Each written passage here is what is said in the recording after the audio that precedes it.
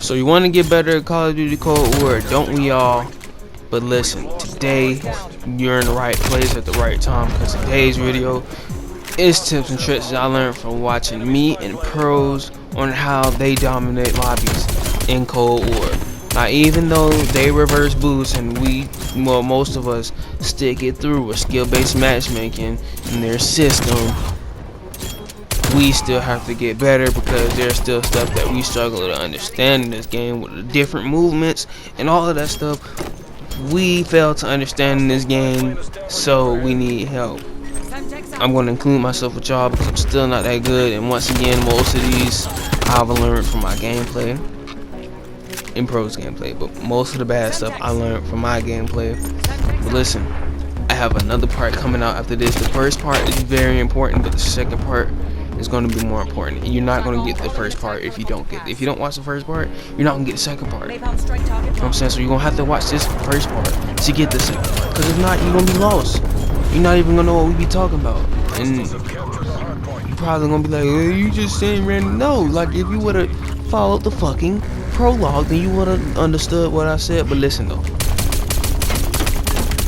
this game, we understand it get hard, it get frustrating, but just because there's skill-based matchmaking in this game, and it's pretty hard, like it's the worst skill-based matchmaking I've ever seen, we can't all blame it on that. There's still a reason why we fail to at least get third place in a lot of these. Now me, after this video, I've personally just been dominating every single lobby they put me in without reverse boosting, because I don't reverse boost.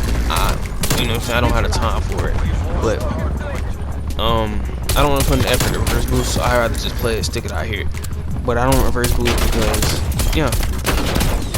But even though I have to deal with skill-based matchmaking, because trust me, I think one thing that most of us can relate to here is that we are casually getting fucked by skill-based matchmaking, and Activision is literally not giving a fuck about it. Like, bro, at least put loot down there, man. Come on now, it hurts. Skill-based matchmaking literally hurts. I can't play my game and enjoy it, but listen, like and subscribe. The next part is definitely coming right after this. You might, like I said, you definitely want to watch this. Now, just because I'm a pro at this game, I'm not going to tell you what you should do. I only tell you what I should do. Meaning, I'm going to suggest some stuff to you, right? So listen, I'm not going to hold you any longer. This is the first one we're going to get in. The first one is equipment. If you do not have the right equipment, I'm sorry, but this game is going to get like 10 times harder. Even with the skill-based matchmaking, without the right equipment, it's going to be terrible, because you're just going to find yourself getting lost. Now, what we should start off with the equipment is by control freaks. Now, I have a control freak because the range of motion is way better than using the analog stick. The analog stick is such a short range, you know what I'm saying? You only have a short movement before that analog stick runs out of room to move to the right or to the left, up or down, or circle around. But when you have the control freak, you have a way more wider range of motion, and you can, you know what I'm saying, you can flick on the people way easier. You can make small adjustments, and listen, control freaks just make it so much easier. Now, if you cannot afford one, I would advise you to make one out of, like, I don't know, but try to make one. On one of my controllers, I have one that's made out of a 12 gauge shotgun shell that I just shaved down and polished, and it works perfectly. On the other one, I have an actual control freak, but I actually prefer my 12 gauge because it's way better. Okay, now another one to get off of control freaks, another one that you definitely is going to need is headphones, because without headphones you're going to be lost in the game, and you don't want to be lost in Call of Duty Cold War with skill-based matchmaking and fucking people who don't do nothing but play COD all day, just come behind you shooting you, and you don't know where they're at, so you're getting aggravated because little fucking Timmy does nothing but play Call of Duty all day, and Joe, who quit his fucking job at like 25 years old, who still want to fucking relive Black Ops 2 and just keep bucking with you all game, is just come up behind you, killing you, and you can't hear him, so now you're just getting more angry and more angry until you finally throw the controller at the fucking TV, and now look, you gotta have a game and a TV. So listen, you definitely need a headset. All jokes aside, you definitely need a headset. You're not gonna be able to hear, and them footsteps are definitely key part. You're not gonna hear what's going on beside you, in front of you, or behind you. But, and then after that, right, So let's say you got off that. You definitely need a comfortable gaming chair. I have a very comfortable gaming chair. It's not one of those gaming chairs that you see every pro has. I have like some type of regular chair, but it's like enclosed almost. It's not an egg chair, but it's like enclosed. So I just fit into the back of the seat and it's cushioned, and it's literally perfect. I don't have no problems with it, but if you don't have a comfortable chair, you definitely need to find one, because you cannot make them adjustments to your body while you're playing the game, and then fucking Timmy comes around with a fucking sniper and quick scopes you, but takes like 2 fucking shots. Like, but you're trying to adjust, so you can't say pause, so you're just sitting there dying. But yeah, you definitely need a comfortable gaming chair. You definitely need your settings on your TV or monitor definitely at the max, because if not, you're going to miss a lot of stuff and you're just going to get fucked over every time, like literally every time, and it's pretty annoying. But besides that first one, the second one, chapter 2, is settings. You definitely need to write your own settings. You definitely need to go into practice mode, the custom games, and practice your own settings, because your settings aren't my settings aren't your settings. I tried the settings, I tried all the 660 pros that they was using, but it didn't work for me. I went up to 8, so now I can play anywhere from like an 8 to 11.5. I'm really good on high. I don't know why, probably because every COD I played before, I played on high sensitivity. Like literally since like Black Ops 2, I've been playing high sense. I don't know why I tried to come on this game and go low sense, but it definitely didn't work. Now I'm dominating lobbies, been at the top of the leaderboard.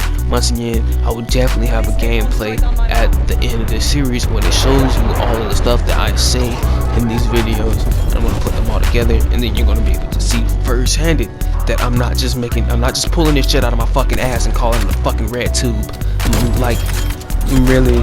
I really do this stuff. I'm really looking at my gameplays and observing, and this stuff really does work. You know what I'm saying? But definitely need to go with your own settings, your own sensitivity. I would prefer you. Now you don't have to listen to me, but I would definitely prefer for you to play on high sense. Now that's for people who rush, people who camp, not really camp, but people who play passive. You definitely want to play on a low sense, but if you want to rush, high sense is the way to go.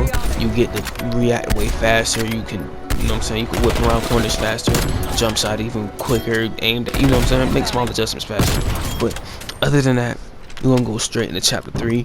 I'll give y'all 5 chapters this video, by the way, but definitely chapter 3 is being unaware of your surroundings. This also falls back into the headset, because if you're not unaware of who's shooting on the side of you, then you're definitely not going to win them gunfights, because the element of surprise is going to slap you every single time. Like, you just gonna get slapped by everybody who's camping on the sides, all of that stuff. And sometimes, really, for the most part, if you have a headset and you hear somebody shooting on the side of you, you just gotta do a quick maneuver and look around, whip on them, and now they're dead because they tried to kill you while they were hiding. But definitely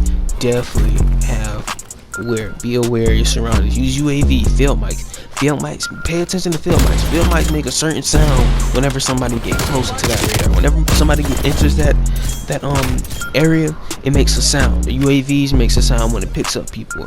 Definitely pay attention to who's around. Pay attention to your mini-map. I started doing that. It definitely works out way better for me. But number 4 is trying to be like pros. Not trying to be like pros who've been playing Call of Duty for all their fucking lives, who literally came out their mother's fucking vagina with a controller and COD in their fucking other hand. Like, don't try to be like them. There are no lives who spend their life on Call of Duty. I'm definitely included in that group, but that's besides the point. Don't try to be like them. I'm telling you, it's not gonna work out. Do not try to be like us. We can do this stuff because we've been playing Call of Duty, like I said, our whole entire fucking life. I literally have been playing Call of Duty almost my entire life. I cannot think of a time period when I didn't play Call of Duty. Yeah, but playing Call of Duty your way and figuring out your method of pushing and stuff definitely helps you, because I don't play like you and you don't play like me. I play like me and you play like you, so I can't help you. You know what I'm saying? You can't try to play 100, can't get 150 kills a game Cause people reverse boost. I don't reverse boost because, you know what I'm saying, I don't have the time for it or the patience for it. I'd rather just go into a regular game mode, and if I get my ass whooped, hop off and go watch fucking YouTube or some shit. Cause that's where I'm at with this Call of Duty. It fucking sucks. But definitely do not try to be like us. Find your own pace. Go at your own pace and perfect it from there, and then you can make advancements from there. But other than that, we're gonna hop into chapter 5. Now chapter 5 is one that I am very sure about. This one, like this one should help you. I think this is like the second most important tip, really, is using the right guns, because a Krig 6 doesn't go on fucking Nuketown. A Krig 6 and the fucking not Beretta, fucking what's the semi-auto sniper, I don't know, because I hate it, but that does not work on Nuketown. You can't drop nukes with them guns. You can't. It's literally impossible. A Krig 6 is not meant for Nuketown. I know, because every time I play with one on Nuketown, I get slapped that entire game. So I have to wait until I get I have to go into quick play and then see if I can get a map like Armada Strike, which I hate. But for the Krig 6 is pretty good. But other than that, that shit does not fucking work. Okay? I just want to tell you that a Street Sweeper is not good for Nuketown. Why? Because the fucking reload sucks. The rate of fire is good, but the reload sucks, and you're gonna get bodied every time. Like every time. Them guns do not work.